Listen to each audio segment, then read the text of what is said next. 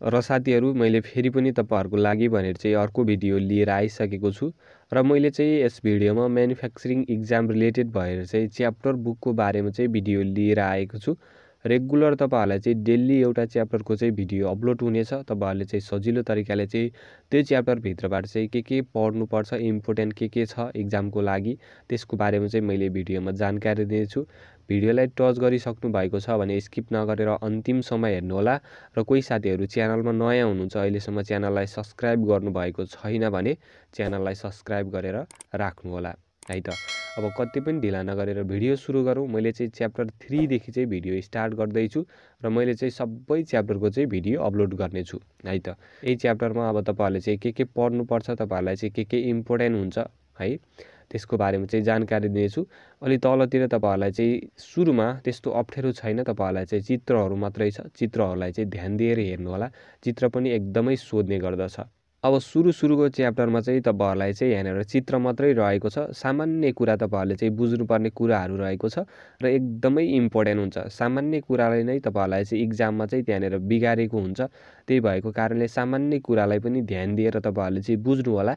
यहाँनेर चाहिँ यस च्याप्टरमा चाहिँ चित्रहरु रहेका छन्। त्यही चित्रहरुको बारेमा चाहिँ मैले जानकारी दिन्छु। अब यहाँनेर तपाईहरुले चाहिँ सुरुमा देख्न सक्नुहुनेछ यहाँनेर भनेको छ सनसेङनिम भनेको छ। सनसेङनिम भनेको चाहिँ टिचर अथवा शिक्षक। अब चित्रमा कसरी दिएको छ त्यो पनि बुझ्नु होला। त्यस्तै अर्को रहेको छ हाक्सेङ भनेको छ। हाक्सेङ भनेको चाहिँ स्टुडेन्ट अथवा यसलाई चाहिँ विद्यार्थी भनेर सम्झिनु होला। हाक्सेङ भनेको चाहिँ विद्यार्थी यहाँनेर चाहिँ पढिरहेको छ। त्यस्तै अर्को रहेको छ फानछिङ्गु भनेको छ क्लासमेट है। फानछिङ्गु भनेको चाहिँ क्लासमेट, कक्षाको साथी। यहाँनेर चाहिँ दुईवटा साथीहरु बसिरहेका छन्। अब तपाईहरुलाई चाहिँ यस्तो चित्र दियो भने सजिलो तरिकाले बुझ्नु पर्यो है त। छिलफान भनेको छ। छिलफान भनेको चाहिँ यसलाई चाहिँ ब्ल्याक बोर्ड अथवा व्हाइट बोर्ड जुन भनेर पनि सम्झिन सक्नुहुनेछ। छिलफान है। छिलफान भनेको चाहिँ ब्ल्याक बोर्ड अथवा व्हाइट बोर्ड जुन भनिने हुन्छ।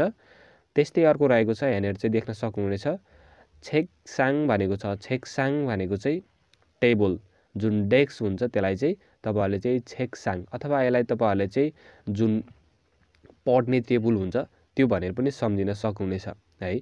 पढ्दाखेरि प्रयोग गरिने जुन टेबल छ त्यसलाई चाहिँ छेक्साङ भनेर चाहिँ भनिन्छ है त। अर्को रहेको छ उइजा भनेको छ। उइजा भनेको चाहिँ कुर्सी। सबैले चिनिसक्नु भएको छ उइजा भनेको चाहिँ कुर्सी। अब छेक भनेको छ। छेक भनेको चाहिँ किताब। अब अगाडिको त्यहाँनेर चाहिँ छेक्साङ रहेको छ। तपाईहरुले कसरी बुझ्न सक्नुहुन्छ भने छेक भनेको चाहिँ बुक। अब त्यसैमा साङ आएको छ भने छेक्साङ पढ्ने टेबल यसरी बुझ्न सक्नुहुनेछ है त। अब खोङछेक भनेको छ। खोङछेक भनेको चाहिँ नोटबुक अथवा यसलाई कपी भनेर पनि बुझ्न सक्नुहुनेछ। खोङछेक भनेको चाहिँ नोटबुक अथवा कपी है त। यसरी बुझ्नु होला। छेकको अगाडि खोङ आएको छ, खोङछेक कपी। एनफिल भनेको छ। एनफिल भनेको चाहिँ पेन्सिल है। एनफिल भनेको चाहिँ पेन्सिल। त्यस्तै अर्को रहेको छ यहाँनेर हेर्नु होला फोलपेन भनेको छ। फोलपेन भनेको चाहिँ पेन, डट पेन भनेर पनि बुझ्न सक्नुहुनेछ। फोलपेन भनेको चाहिँ डट पेन। त्यस्तै अर्को रहेको छ छिउगे भनेको छ। छिउगे भनेको चाहिँ मेट्ने, इलेजर है। छिउगे भनेको चाहिँ इलेजर जुन मेट्ने हुन्छ, सिसा कलमले लेखेको मेट्ने हुन्छ त्यसलाई चाहिँ छिउगे भनेर चाहिँ भन्ने गर्दछ। त्यस्तै अर्को रहेको छ फेलथोङ भनेको छ। फेलथोङ भनेको चाहिँ पेन्सिल बक्स अथवा चाहिँ पेन्सिलहरु राख्ने जुन बक्स हुन्छ त्यसलाई चाहिँ फेलथोङ है। फेलथोङ भनेको चाहिँ पेन्सिल बक्स भनेर चाहिँ बुझ्नु होला। त्यस्तै अर्को रहेको छ सिगे भनेको छ। सिगे भनेको चाहिँ घडी। सिगे भनेको चाहिँ घडी। थालल्याक भनेको छ। थालल्याक भनेको चाहिँ पात्रो। थालल्याक भनेको चाहिँ पात्रो अथवा क्यालेन्डर। छाङमुन भनेको छ। छाङमुन भनेको चाहिँ झ्याल है। छाङमुन भनेको चाहिँ झ्याल। मुन भनेको चाहिँ ढोका। छाङमुन भनेको चाहिँ झ्याल र मुन भनेको चाहिँ ढोका। अब यहाँनेर बुझ्नको लागि तपाईहरुले चाहिँ मुन भनेको चाहिँ ढोका, छाङमुन भनेको चाहिँ झ्याल यसरी पढ्न सक्नुहुनेछ है। सजिलो हुनेछ र तपाईहरुलाई चाहिँ मैले यहाँनेर चाहिँ इंग्लिशमा लेखिदिएको छ। सम्पूर्ण अर्थहरु नेपालीमा भनिदिसकेको छु। जुन जुन मिनिङहरु रहेका छन् चित्रमा रहेका मिनिङहरुको चाहिँ नेपालीमा अर्थ बताइसकेको छु। तपाईहरुले चाहिँ टिपोट पनि गर्नु होला। एकदमै सामान्य रहेका छन् तर यहाँनेरको इम्पोर्टेन्ट रहेका छन्। तपाईहरुले चाहिँ यसरी नै बुझ्नु पर्ने हुन्छ र म अलि तल जान्छु। अब अलि तल पनि यहाँनिर पनि चित्र नै रहेका छन् र अगाडिको च्याप्टरहरू सामान्य कुराहरू मात्रै दिएको छ। सामान्य कुराहरूलाई पनि पढ्नुपर्ने हुन्छ तपाईहरुले र पछाडितिर बिस्तारै तपाईहरुलाई चाहिँ एडभान्स कुराहरू पनि आउँछ। त्यसमा तपाईहरुले चाहिँ ध्यान दिएर हेर्नु होला र यसमा पनि तपाईहरुले चाहिँ ध्यान दिएर बुझ्नु होला। एकदमै इम्पोर्टेन्ट छ है त। अब सुरुमा हेर्नुस् यहाँनिर भनेको छ छेगुल फेसेयो भनेको छ है। किताब खोल्नुहोस् भनेको ओपन द बुक है। छेगुल फेसेयो भनेको चाहिँ किताब खोल्नुहोस्। छेगुल फेदा भनेको चाहिँ किताब फैलाउनु अथवा खोल्नु भन्ने अर्थ लाग्छ। त्यस्तै अर्को रहेको छ छेगुल थप्फुसेयो भनेको छ है। किताब बन्द गर्नुहोस् क्लोज द बुक है। किताब बन्द गर्नुहोस् भनेको। फोसेयो भनेको छ फोसेयो भनेको चाहिँ हेर्नुहोस्। फोदा भनेको चाहिँ हेर्नु। फोदाबाट सेयो उसेयोको ग्रामर लागेको छ। फोदामा दा कटेर फोसेयो है हेर्नुहोस् यसरी भएको छ। फोसेयो भनेको चाहिँ हेर्नुहोस् भनेको त्यहाँनिर चाहिँ पढाइरहेको छ र फोसेयो हेर्नुहोस् है त। अब त्यस्तै अलि यता साइडमा हेर्नुहोस् थुरुसेयो भनेको छ। थुरुसेयो भनेको चाहिँ सुन्नुहोस् भनेको है। थुरुसेयो भनेको चाहिँ सुन्नुहोस् भनेको। यहाँनिर चाहिँ यसले पढाइरहेको छ देख्न सक्नुहुनेछ। मुखदेखि त्यहाँनिर चाहिँ आइरहेको छ कोरियन भाषाको पढाइरहेको छ र त्यहाँनिर चाहिँ थुरुसेयो सुन्नुहोस् भनेको छ विद्यार्थीहरूलाई है त। अब त्यस्तै अर्को हेर्दा साइडमा हेर्नु होला यहाँनिर रहेको छ तारा हाँसेयो भनेको छ। तारा हाँसेयो भनेको चाहिँ पछ्याउनुहोस् भनेको है। रिपिट गर्नुहोस् अथवा पछ्याउनुहोस् भनेको तारा हाँसेयो भनेको चाहिँ यसले यहाँनिर चाहिँ बुकमा पढाइरहेको छ र त्यही अनुसार चाहिँ यसले पछ्याउनुहोस् अथवा रिपिट गर्नुहोस् भनेर चाहिँ भनिरहेको छ है त। अब त्यस्तै यता हेर्नुहोस् इल्गुसेयो भनेको छ। इल्गुसेयो भनेको चाहिँ पढ्नुहोस्। इक्ता भनेको चाहिँ पढ्नु र इल्गुसेयो भनेको चाहिँ पढ्नुहोस् है। इल्गुसेयो पढ्नुहोस् यसरी तपाईहरुले चाहिँ बुझ्नुपर्ने हुन्छ। अब त्यस्तै म अलि तल आइसकेको छु यहाँनिर हेर्नु होला सुसेयो भनेको छ। सुदाबाट सुसेयो भएको छ। तपाईहरुले सुदा पनि टिपोट गर्नु होला। सुदा भनेको चाहिँ प्रयोग गर्नु भन्ने अर्थ लाग्छ अथवा लेख्नु भन्ने पनि अर्थ लाग्छ। दुवै अर्थ लाग्छ यसको। तपाईहरुले चाहिँ दुवै सम्झिनु होला। सुदाबाट सुसेयो भएको छ। यहाँनिर चाहिँ लेख्नुहोस् भनेर भनेको छ है। सुदा भनेको चाहिँ प्रयोग गर्नु भन्ने पनि अर्थ लाग्छ र अब यहाँनिर चाहिँ लेख्नुहोस् भन्ने चाहिँ अर्थ लाग्छ। सुसेयो लेख्नुहोस् है त। यसले चाहिँ यहाँनिर चाहिँ लेखिरहेको छ। तपाईहरुले चाहिँ देख्न सक्नुहुनेछ। सुदा भनेको चाहिँ प्रयोग गर्नु र लेख्नु भन्ने अर्थ लाग्छ। त्यो पनि टिपोट गर्नु होला। अब त्यस्तै अर्को रहेको छ इयागी हाँसेयो भनेको छ। इयागी हाँसेयो भनेको चाहिँ कुराकानी गर्नुहोस् है। इयागी हाँसेयो भनेको चाहिँ कुराकानी गर्नुहोस्। दुईवटाले चाहिँ यहाँनिर माथि कुराकानी गरिरहेका छन् है। यसरी तपाईहरुले चाहिँ बुझ्नु होला। अर्को रहेको छ थेदाप हाँसेयो भनेको छ उत्तर दिनुहोस्। थेदाप हाँसेयो भनेको चाहिँ उत्तर दिनुहोस्। यहाँनिर चाहिँ यसले क्वेसन सोधेको छ र विद्यार्थीहरूलाई चाहिँ उत्तर दिनुहोस्। विद्यार्थीले उत्तर दिइरहेको छ है।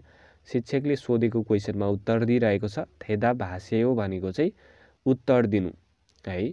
थेदाप हाँसेयो भनेको चाहिँ उत्तर दिनुहोस्। थेदाप हादा भनेको चाहिँ उत्तर दिनु है त। त्यहाँनिर चाहिँ सेयो उसेयोको ग्रामर लागेको छ। सबैमा अहिले माथिदेखि तपाईहरुले चाहिँ पढिसक्नु भएको छ र यहाँनिर बुझिसक्नु भएको छ। सामान्य नै रहेको छ। म अलि तल जान्छु। अब त्यस्तै म अलि तल आइसकेको छु। यहाँनिर हेर्नु होला। यहाँनिर चाहिँ क्वेसन सोधेको छ र त्यही क्वेसनको यहाँनिर चाहिँ उत्तर दिएको छ है। दुईवटा उत्तर दिएको छ। यस्तो कुराहरू बुझ्न जरुरी छ। तपाईहरुले कसरी एन्सर दिने भन्ने कुरा पनि तपाईहरुले चाहिँ बुझ्नु होला। त्यस्तै अब यहाँनिर अगाडिको हेरौँ है के क्वेसन सोधेको छ त्यसको बारेमा चाहिँ हेरौँ। आल्गेसयो भनेको छ है। आल्गेसयो भनेको छ डु यु अन्डरस्ट्यान्ड अथवा बुझ्यौ भनेर चाहिँ त्यहाँनिर सोधेको छ शिक्षकले विद्यार्थीहरूलाई। अब विद्यार्थीहरूले बुझेको छु भनेपछि के कसरी उत्तर दिने त। अब बुझेको छैन भने कसरी उत्तर दिने त। तपाईहरुलाई चाहिँ पढाउँदै गर्दाखेरि पनि सरले सोध्न सक्नुहुनेछ है। कोरियन भाषा पढ्दै गर्दा पनि तपाईहरुको शिक्षकहरूले चाहिँ आल्गेसयो भनेर चाहिँ भन्नुभयो अथवा तपाईहरुलाई चाहिँ सोध्नुभयो भने तपाईहरुले चाहिँ अब बुझेको छु भने कसरी उत्तर दिने र बुझेको छैन भनेर भन्दाखेरि कसरी उत्तर दिने है त। हेर्नु होला साइडमा सुरुमा मैले बुझे अथवा बुझे भनेर चाहिँ उत्तर दिँदाखेरि कसरी दिने त। अब यहाँनिर हेर्नु होला ने आल्गेस सुम्निदा हजुर बुझे है। ने आल्गेस सुम्निदा हजुर बुझे। बुझेको छु भनेपछि ने हजुर भन्ने अनि आल्गेस सुम्निदा भनेर भन्ने है। यदि बुझेको छैन भने यहाँनिर हेर्नु होला आनियो।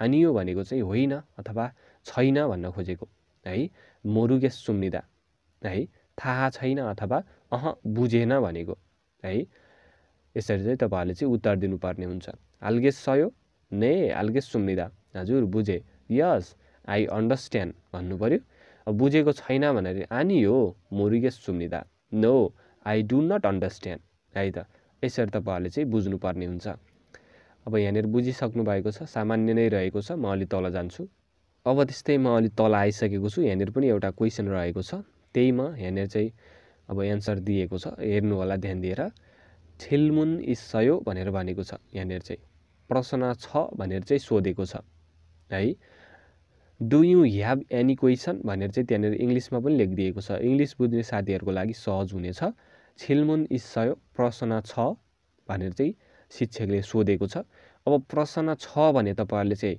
कसरी एन्सर दिने यहाँनेर हेर्नु होला यहाँनेर भनेको छ ने भन्नु पर्यो सुरुमा हजुर छिलमुन इस्सुम्निदा है हजुर प्रश्न छ ने छिलमुन इस्सुम्निदा हजुर प्रश्न छ भन्नु पर्यो अब तपाईहरुलाई चाहिँ प्रश्न छैन भने तपाईहरुले चाहिँ कसरी एन्सर दिने तल हेर्नु होला यहाँनेर भनेको छ आनियो भनेको चाहिँ होइन अथवा छैन भनेको है छिलमुन अप्सुम्निदा आनियो छिलमुन अप्सुम्निदा होइन छैन प्रश्न छैन भनेको है यसरी तपाईहरुले चाहिँ बुझ्नु पर्ने हुन्छ है त बुझिसक्नु भएको छ यहाँनेर तपाईहरुले चाहिँ सामान्य कुरा नै रहेको थियो यही सामान्य कुराहरु चाहिँ बुझ्नु पर्ने हुन्छ र तपाईहरुलाई चाहिँ EPS टपिक एक्जाममा पनि सामान्य कुरा नै सोधेको हुन्छ तर थोरै मात्र घुमाएर सोधेको हुन्छ है त्यसरी तपाईहरुले चाहिँ बुझ्नु पर्ने हुन्छ एकपटक यहाँनेको रिपिट गरौँ फेरि पनि छिलमुन इस्सयो भनेर चाहिँ प्रश्न छ भनेर सोधेको छ अब छ भने ने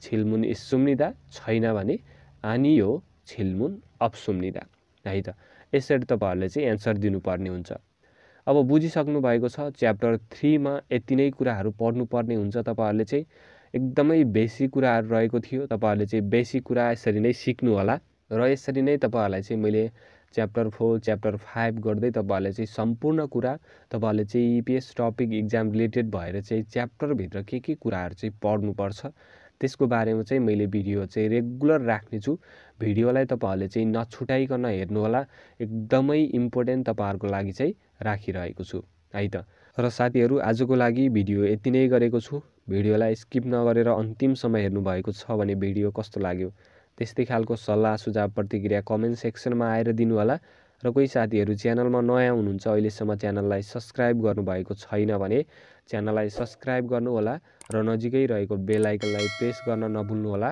ताकि तपाईहरुले चाहिँ मैले यस्तै खालका भिडियोहरु अपलोड गर्न बित्तिकै तपाईको मोबाइलमा नोटिफिकेसन आउनेछ र सजिलैसँग मेरो भिडियोहरु चाहिँ हेर्न सक्नुहुनेछ है त र आजको लागि यति नै गरेको छु र च्याप्टर 4 को भिडियोमा चाहिँ भेटौँला खाम्साहाम्निदा धन्यवाद।